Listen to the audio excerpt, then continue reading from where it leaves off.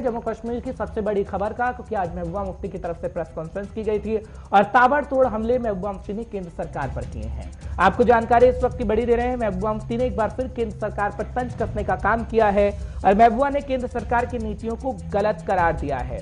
ताजा जानकारी, बड़ी खबर इस वक्त की आपको बता रहे हैं। जम्मू कश्मीर के लोगों के साथ भेदभाव का आरोप महबूबा मुफ्ती की तरफ से लगाया गया और 370 को लेकर भी महबूबा मुफ्ती की तरफ से बातें की गई हैं।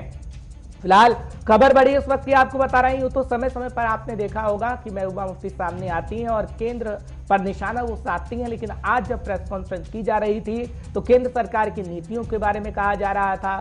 साथ ही कहा जा रहा था कि युवाओं के साथ जो इस वक्त हो रहा है जम्मू कश्मीर के अंदर वो गलत हो रहा है, केंद्र सरकार उनके साथ गलत कर रही है और साथ ही साथ प्रधानमंत्री नरेंद्र मोदी का नाम तक लेकर कटाक्ष किया गया है महबूबा मुफ्ती की तरफ से। हालांकि महबूबा मुफ्ती यहीं नहीं रुकी हैं।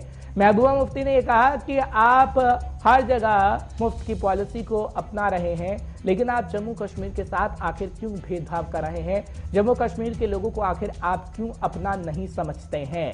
ये आरोप बीजेपी पर महबूबा मुफ्ती की तरफ से लगाया गया है और तकरीबन समय 3-3:15 के आसपास का था जब महबूबा मुफ्ती प्रेस कॉन्फ्रेंस कर रही थी और प्रेस कॉन्फ्रेंस करके ये बयां कर रही थी कि केंद्र सरकार जम्मू कश्मीर का भला नहीं चाहती, भेदभाव की नीति को अपनाती है और नीतियां गलत होती हैं और जम्मू कश्मीर के हालात सिर्फ और सिर्फ ऐसे आज बीजेपी की वजह से हुए हैं।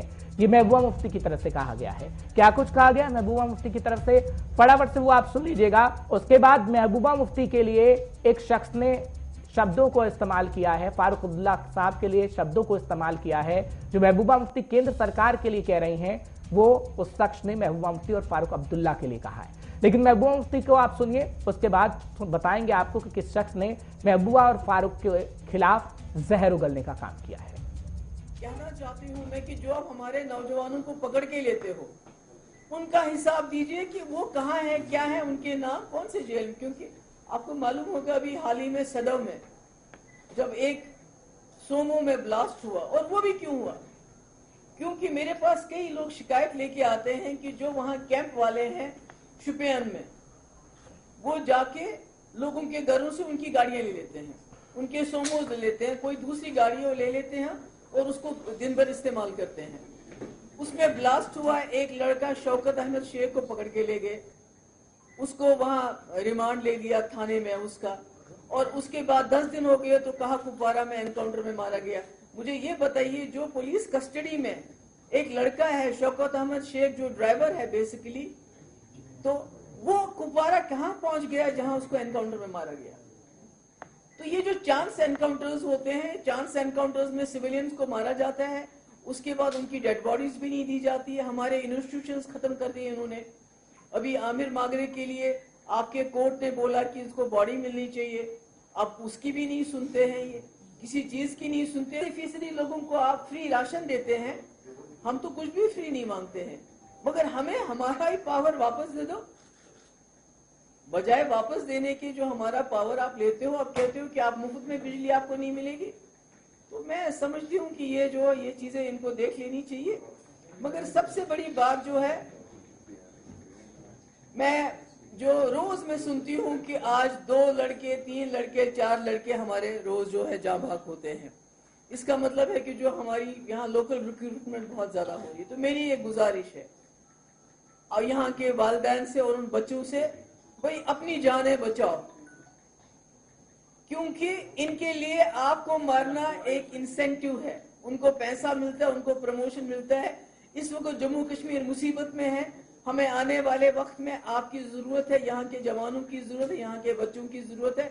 इसलिए ये बंदूक मत उठाओ, इनको इस तरह आपको रोज रोज 4-4, 5-5 लोगों को, ये जिसको 2 दिन भी नहीं होते हैं मिलिटेंसी ज्वाइन किए, उसको भी मार देते हैं। जिसने मिलिटेंसी ज्वाइन नहीं भी की, उसको वहां से शुपियन थाने से लेके कुपवारा कैसे पहुंचाया, कैसे उसको मार दिया। तो मेरी गुजारिश यही होगी सबसे कि भाई ये काम ठीक नहीं, इसको आपको छोड़ देना चाहिए। और कश्मीरी पंडित जो अभी भी हमारे लगे हुए हैं हड़ताल में, जब मेरे टाइम में हालात खराब हो गए थे, हालांकि उस वक्त खुदा ना खास्ता खुशकिस्मती से कोई पंडित मारा नहीं गया, मगर उसके बावजूद हमने 17 महीने उनको घर बैठ के तनख्वाह दी। आज वो इतने दिनों से हड़ताल पे है। और मैं फिर से एक बार गुजारिश करती हूँ अपने लोगों को, अपने जो हमारे मौलवीज हैं, कि आप भी मस्जिदों में कहिए ये हमारा असासा है। जम्मू कश्मीर के लोगों को जितना हो सके बेइख्तियार किया जाए, इनको डिसएम्पावर किया जाए। और ऐसे में अब जो सबसे लेटेस्ट जो चीज हुई है वो है हमारी एजुकेशन पे इन्होंने अब पूरा हमला कर दिया है।